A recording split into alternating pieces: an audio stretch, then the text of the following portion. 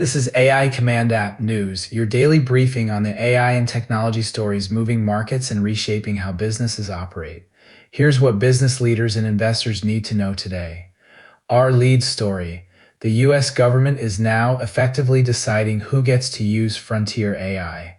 After a roller coaster negotiation with the Trump administration that dragged on for 2 weeks, Anthropic's most advanced model, Mythos 5, is back online, but not for everyone. According to reporting from The Verge, Wired, and TechCrunch, access has been restored only to a select group of roughly 100 trusted US companies and government agencies.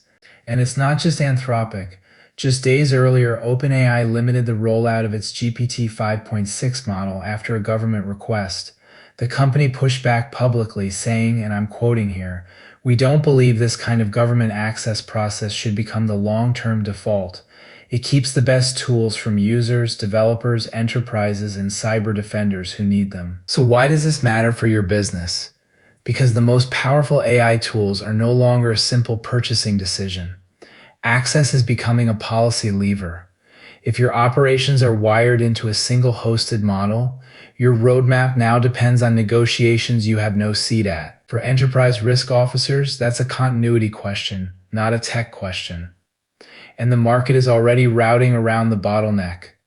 TechCrunch reports that Asian AI startups are launching Mythos-like models that promise comparable capability without the export ban risk. One line from that report should stop every American tech executive cold. Quote, "US AI labs may never recover this enormous market.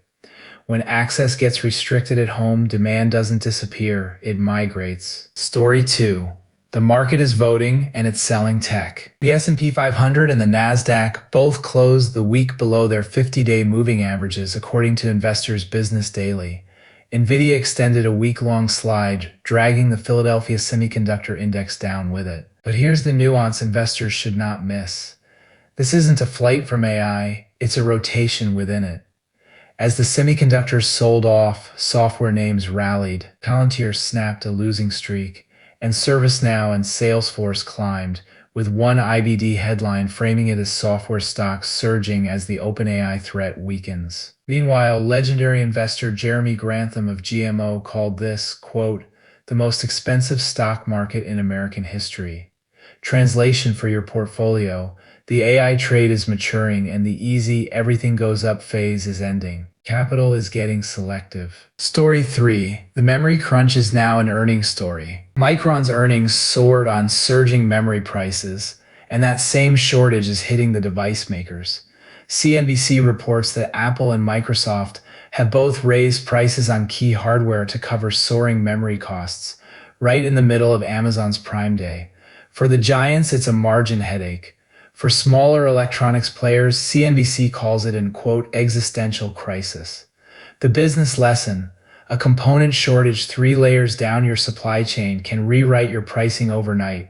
And story 4, the real bottleneck for AI might not be chips at all. It might be power. CNBC reports that GE Vernova's massive gas turbines are now powering the AI data center boom, running Elon Musk's ex-AI Colossus facility, with Microsoft just buying 7 of them to power a data center in Texas. As every company races to deploy AI, the constraint is shifting from silicon to electricity.